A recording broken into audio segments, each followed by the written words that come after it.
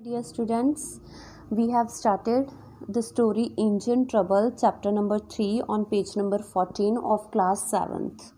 So, we read in this story that one poor man won a road engine and it became his problem, it became his headache that how could he move out this road engine from Gymkhana ground. We have read this story till here. Now, starting from the last paragraph on page number 15, I received a notice from municipality ordering that the engine be removed from the ground at once, as otherwise they would charge rent for the occupation of the Gymkhana grounds. After deep thought, I consented to pay the rent and I paid 10 rupees a month for the next 3 months.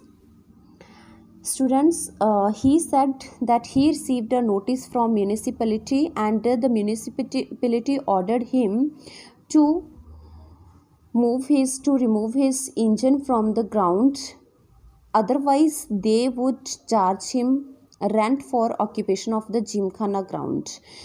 Municipality ने order किया कि वो अपना जो road engine है उसको वहाँ से हटा ले, अदरवाइज उसको वहाँ का रेंट पे करना पड़ेगा. And after deep thought I consented to पे.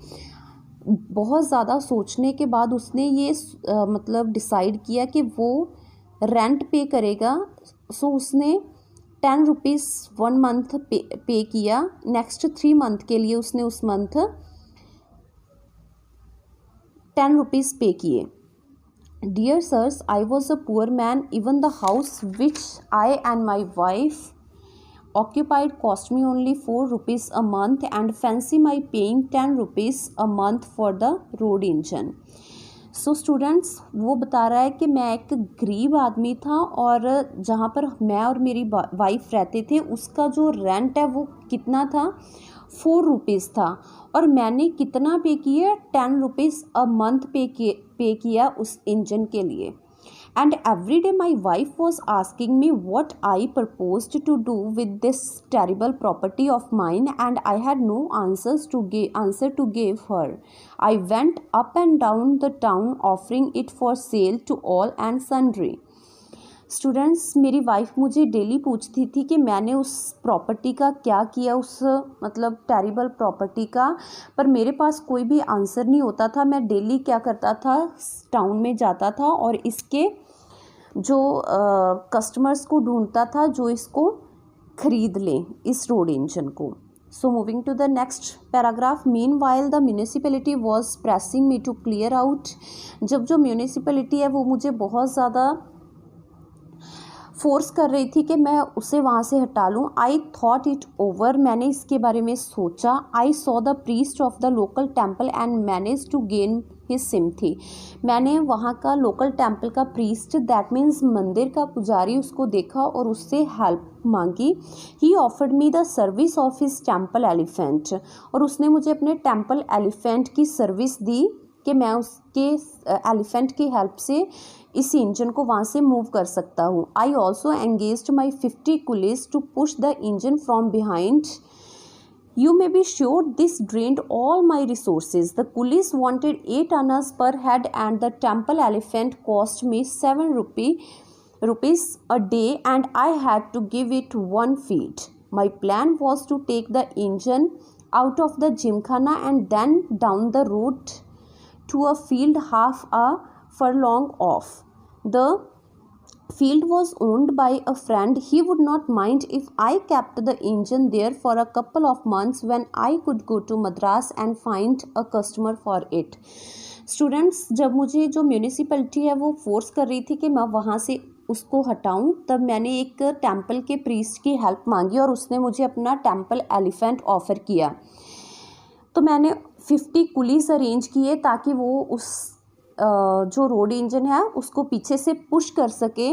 और इस सारी चीज़ों को अरेंज करने के लिए मेरे सारे रिसोर्सेज मैंने लगाए, क्योंकि जो कुलीज थे उनको 8 आनास पर हेड मीन्स एक कुली का 8 आनास रेंट था, और जो टेम्पल एलिफेंट था वो 7 रुपीज़ अ डे, एक दिन के 7 रुपीज़ मुझसे चार्ज कर रहे थे. और मुझे एलिफेंट की वन टाइम फीड भी देनी थी उनको। मेरा सिर्फ यही प्लान था कि मैं उस रोड इंजन को वहाँ से हटा दूँ और एक फील्ड में लेके जाऊँ जो कि रोड के नीचे से जाती है। और फॉरलॉन्ग ऑफ मीन्स, फॉरलॉन्ग का मतलब होता है 201 मीटर्स, जो कि 201 मीटर्स के हाफ एक मैदान है, 201 मीटर से आधा, जो कि उसके फ्रेंड का था। और उसका फ्रेंड इस चीज़ के लिए उसको मना नहीं करेगा, डिनाई नहीं करेगा अगर वो कुछ मंथ्स के लिए अपने रोड इंजन को वहाँ पे लेके जा सके। तब तक वो मद्रास जाएगा और उसके लिए एक कस्टमर ढूंढ लेगा।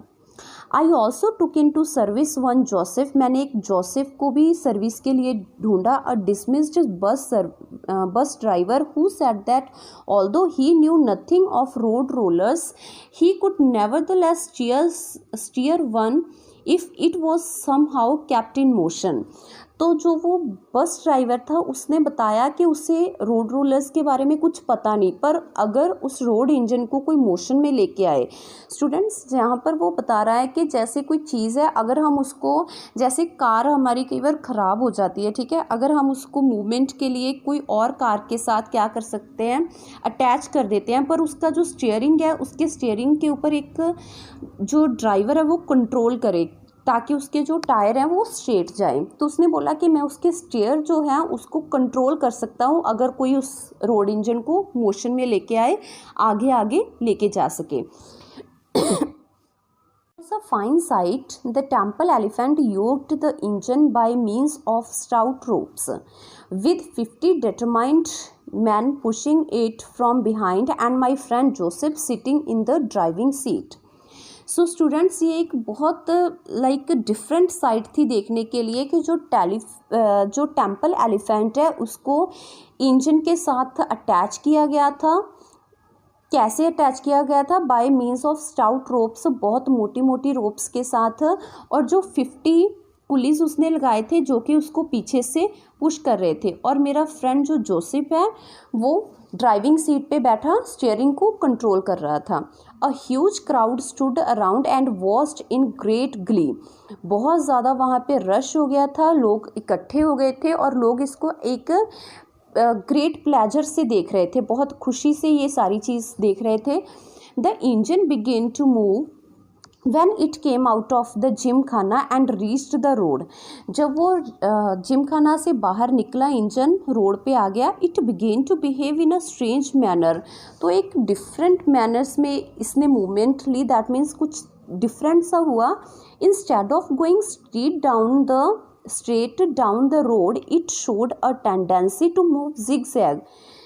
अरे ये जो रोड इंजन है ये सीधा जाने की बजाय क्या हो रहा था, जिग जैग मोशन में जा रहा है। That means left right. The elephant dragged it one way. Joseph turned the wheel for all he was worth without any idea of where he was going. Even जो elephant है वो उसको एक ही direction में लेके जा रहा था, उसको कंट्रोल करने की कोशिश कर रहा था। और जो जोसेफ है उसने भी उसके व्हील्स को ट्राई किया कि वो मूव कर सके, पर उसको कुछ आइडिया नहीं था कि वो जो इंजन है वो कहाँ पर जा रहा था। And 50 man behind it clung to it in every possible manner. और जो 50 मैन इसके पीछे इसको पुश कर रहे थे उन्होंने बहुत टाइटली उसको पकड़ा and pushed it just where they liked, और अपनी मर्जी से ही जहाँ पर मन चाहा उसको छोड़ दिया। As a result of all this confused dragging, the engine ran straight into the opposite compound wall and reduced a good length of it to powder.